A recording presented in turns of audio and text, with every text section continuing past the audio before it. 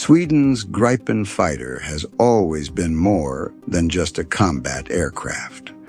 For Stockholm, it is a symbol of sovereignty, industrial independence, and a defense philosophy shaped by geography and history. Today, as Sweden enters NATO and faces the challenge of integrating into an alliance dominated by F-35 operators, the question becomes sharper than ever. Is the Gripen E a clever and efficient national solution, or a strategic liability in a world where stealth and standardization dominate? The logic behind Gripen's design is rooted in Sweden's security environment. Unlike the United States or the United Kingdom, Sweden does not need long-range strike fighters to project power globally. Its wars, if they ever come, will be fought close to home in the Baltic region. That means survivability, dispersal, and cost-effectiveness matter more than expeditionary strike packages. The Gripen was designed to operate from short, improvised airstrips, stretches of highway carved out between forests, supported by small ground crews and civilian infrastructure. In Swedish doctrine, this makes the Air Force resilient to the destruction of fixed air bases, an essential concept when facing a larger adversary like Russia. The Gripen E, the latest and most advanced version, builds on this philosophy while addressing modern threats. It comes with the Raven ES-05 active, electronically scanned array radar, the powerful Erexis electronic warfare suite, and modern data links that allow it to integrate seamlessly into NATO's combat networks. Saab emphasizes that the aircraft's small size, advanced jamming systems, and electronic attack capabilities can compensate for its lack of true stealth. In theory, Gripen E can make life extremely difficult for enemy radars and surface-to-air missile batteries relying on agility and electronic warfare rather than radar cross-section reduction. Yet it is impossible to ignore the comparison with the F-35. All of Sweden's Nordic neighbors, Norway, Denmark, and Finland, have either received or ordered the American stealth fighter. The F-35's defining feature is its ability to fuse sensor data and operate undetected deep inside contested airspace. In a high-end war against Russia, F-35 squadrons would likely spearhead NATO's air campaign, while aircraft like the Gripen would have to adapt to a supporting role. This creates the awkward reality that Sweden, despite its technological pride, could be flying the only non-stealth jet in Nordic NATO service.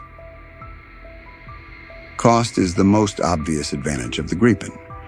An F-35A carries a price tag of roughly 80 to 100 million US dollars, while the Gripen E is estimated at around 60 to 70 million.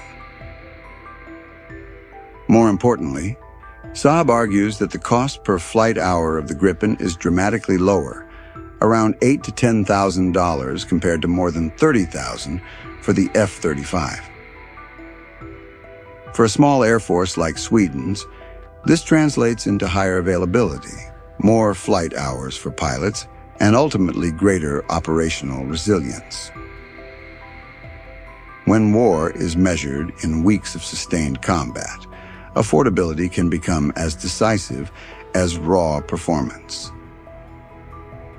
Sweden also values Gripen for what it represents industrially.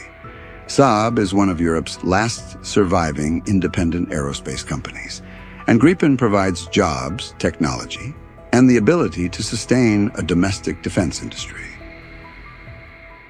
For Stockholm, relying entirely on foreign aircraft would mean losing not just sovereignty, but also export opportunities.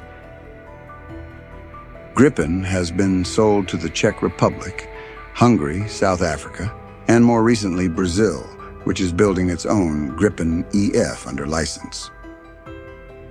These deals allow Sweden to extend its influence, build strategic partnerships, and keep its industry alive in a market otherwise dominated by American giants. However, there are undeniable limitations. The Gripen is not stealthy, and against Russian Su-35s or S-400 surface-to-air missile batteries, its survival will depend heavily on electronic warfare and NATO support. Numbers are also a concern. Sweden plans to operate only around 60 Gripen E aircraft, a modest force compared to the hundreds of fighters fielded by its neighbors combined.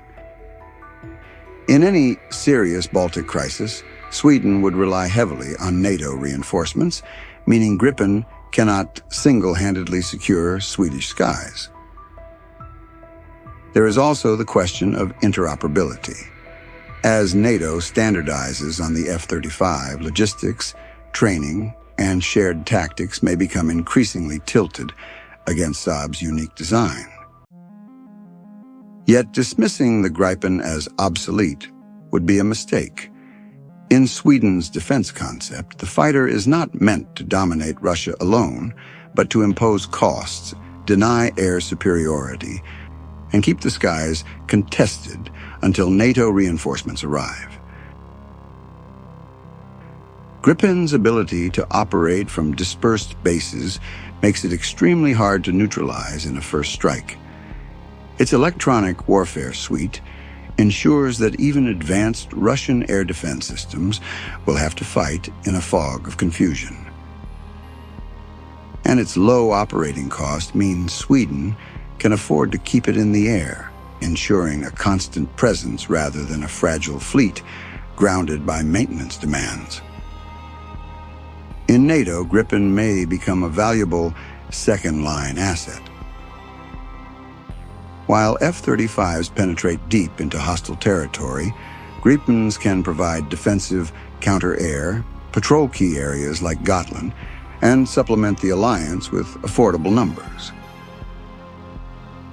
This division of labor mirrors Sweden's overall role in NATO, not to replace America's stealth force, but to add resilience, flexibility, and unique capabilities. For the alliance, having one member that does not fully conform to the F-35 standard could even be healthy, adding diversity and avoiding a single point of failure in procurement. The political symbolism is equally important.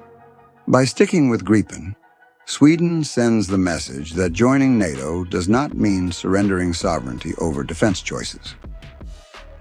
It retains an aerospace industry, keeps control over its own fighter program, and avoids becoming yet another client state, fully dependent on American supply chains. In an era when defense industrial independence is increasingly rare, this choice resonates far beyond Sweden's borders. For countries that cannot afford the F-35 or wish to preserve their own autonomy, Gripen remains an alternative, albeit a narrow one. In the end, the Gripen E embodies both pride and limitation. It is a clever, cost-effective solution tailored to Sweden's geography and doctrine, and it symbolizes a nation's determination to stay independent in defense matters. At the same time, it lacks the stealth and scale to compete head-to-head with the F-35, making it less suited for leading NATO's future air campaigns. Whether this balance is sustainable will depend on the alliance's willingness to accept diversity and on Sweden's ability to keep the aircraft relevant through upgrades and smart tactics. So is the Gripen E Sweden's pride or NATO's weak link? The answer, paradoxically, is both. It is a proud national project that gives Sweden control, affordability, and unique advantages, but also a reminder that independence comes at a price. For Sweden, the gamble is that in a real war, the Gripen's strengths, resilience, dispersal, electronic warfare and cost will matter more than its weaknesses. For NATO, the question is whether it values that gamble, or whether it will see Gripen as an outlier in a world increasingly dominated by the F-35. And this is where the audience comes in. What do you think? Can Gripen E carve out a meaningful role in NATO's high-tech air forces? Or is it destined to be overshadowed by the stealth giants around it? If you find this kind of deep analysis valuable, please consider subscribing, liking the video, and sharing it. Your support keeps the channel running and allows us to keep bringing thoughtful defense insights to a wider audience.